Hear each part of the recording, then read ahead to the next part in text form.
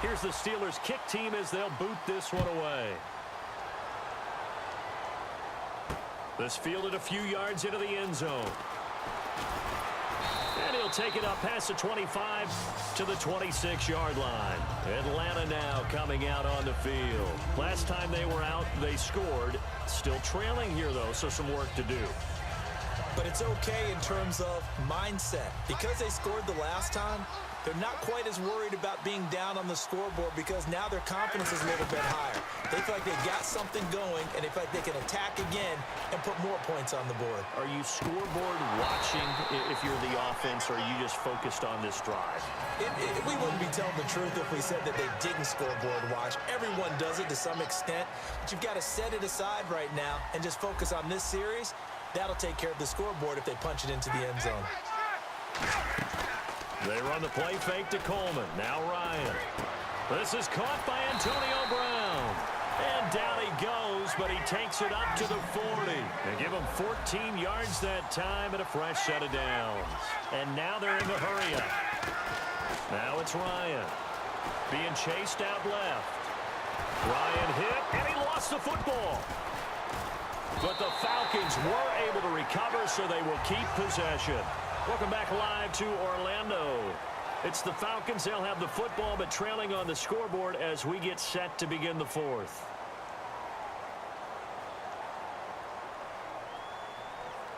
So after nearly turning it over, new life here for the offense on second down. On second down, here's Ryan. Ebron with it over the middle. And he takes this one down all the way near the 30. A good pickup there at 22. And now a first down following that long gain.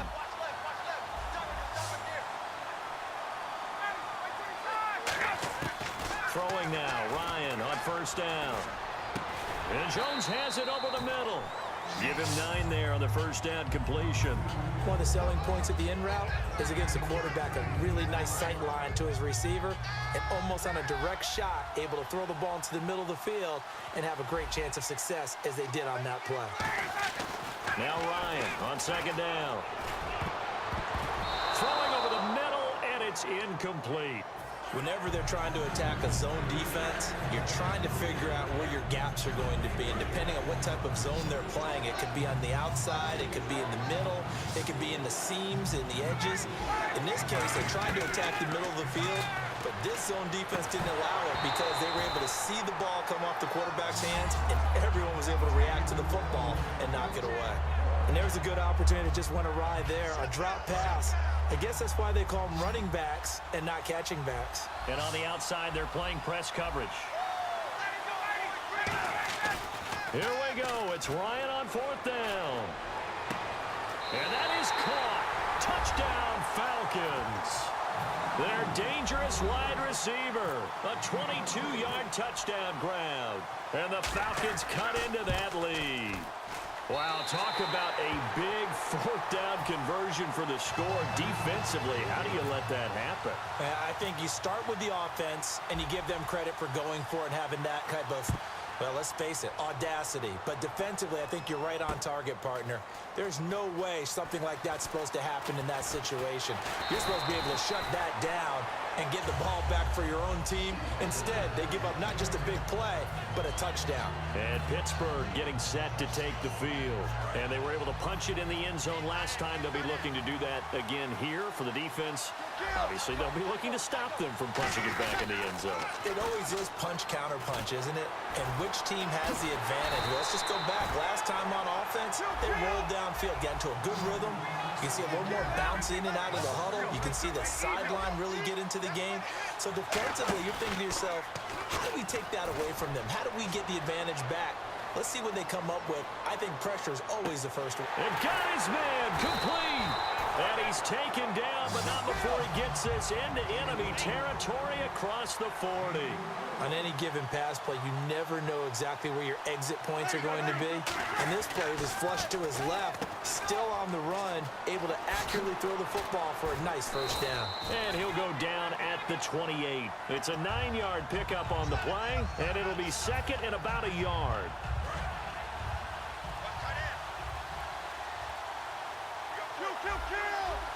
They'll need to get the play off quickly.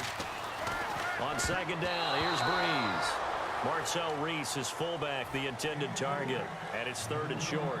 In most pass defenses, the guy playing safety has the ability to roam free and try and go to the football. But when you're in man, you've got to cover just like a guy playing out on the corner. Lock up on the receiver and go to the football. That's exactly what he did, batting that one away. They'll try and run for it with McCoy. And he's able to pick up the first before he's taken down at the 27. And the defense in desperate need of a stop. They have to get off the field and get the ball back to their offense if they want a chance. Throwing on first down is Breeze. He gets it outside to Clark. 5 yards on the catch there, brings up second down. And here comes play number 6 on this drive. Time for a break. We're back to see what happens after this.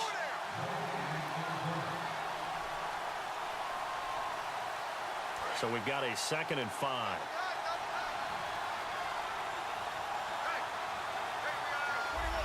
They come out with 1 back and 3 tight ends. This is McCoy. So we got 3 of 1 tackle, but couldn't do a whole lot else. After a gain of 5, they'll wind up being about a length of the football short here on 3rd down. On 3rd down, here's McCoy. And they go the wrong way here. Knocked back to the 20. Losing 2 yards that time, and now it's 4th down. So 3rd and inches, trying to pick it up the middle. He had nowhere to go, tackled for a loss. And you know how we talk about double A-gap pressure, meaning linebackers going in the gap between the center and the guard on either side? Well, it's not always to get to the passer. Sometimes you do that to prevent a running play.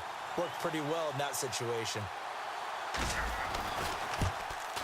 And Vinatieri's kick is good. And that will bump the lead up to 11. So barring something extraordinary, something crazy here in the closing stages, that field goal should just about put this one on ice. Brandon, this will be a great win for them. The better team's going to win this game, no question about it. And no run back here. This will be a touchback, and it comes out to the 25-yard line. Atlanta now coming out on the field. And that recipe on their last drive that resulted in a touchdown looked pretty good, so they'll be hoping to do that once more. And it takes me back to when we sat with the offensive coordinator and the head coach. They felt pretty good about their game plan and thought there were some holes in the defense, and they exploited them the last time out. This is caught inside the 15. A big play there. Ryan to Jones. 63 yards. So let's go ahead and add to the difficulties of guys trying to cover receivers. They got to deal with speed, shiftiness, all that stuff. But how about when they have height and length and deep downfield? You throw the ball up in the air. That's how they uncover at the end of a route, by being able to go up over the top and make a big catch.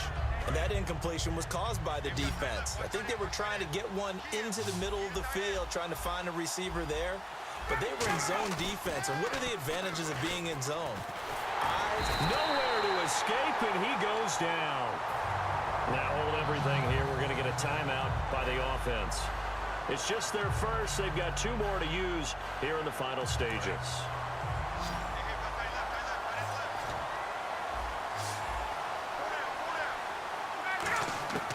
Third and long. It's Ryan. That is caught inside the 5. An incredible play there. They do get big yardage, but they're still stopped a yard or 2 short, and it's 4th down.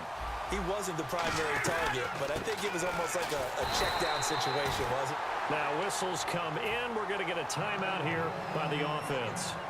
That'll leave them with just 1 remaining in this 4th quarter of play. And a new set of downs here after picking up the first on the ground.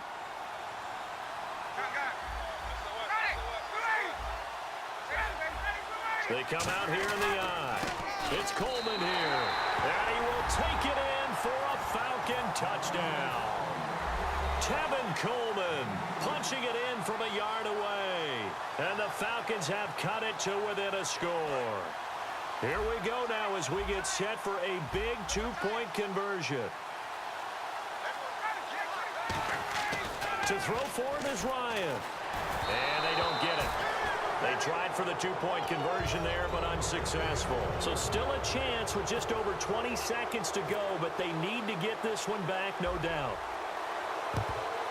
And this is going to be recovered by the hands team. And that should just about put a capper on this one. Fourth quarter, they felt like they needed the football back. Unfortunately, they couldn't get it.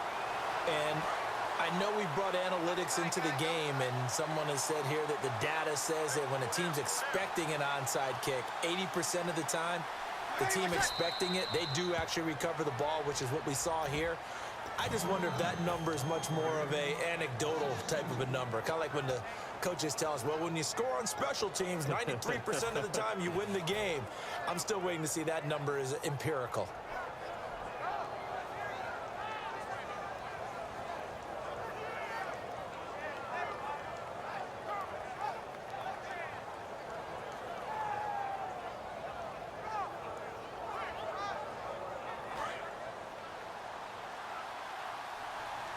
Now hold everything here. We're going to get a timeout by the offense.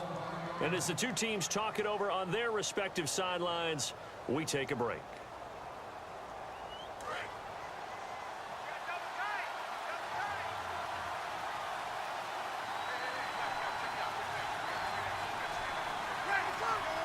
And the knee is taken for the Steelers out of the victory formation. Well, as always, partner, an extreme pleasure to share a booth with you. I have to say, I am impressed at your discipline because you came here and you said not going to eat any of the media buffet. You made it to the end. You didn't consume a single calorie. I appreciate that. What you missed is me going to the concession stand outside of your eyesight and getting it done that way.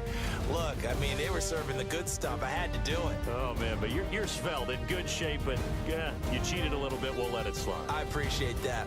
Always a pleasure to work with you. So that's a wrap for Charles Davis. I'm Brandon Gaughan, and this has been a presentation of the NFL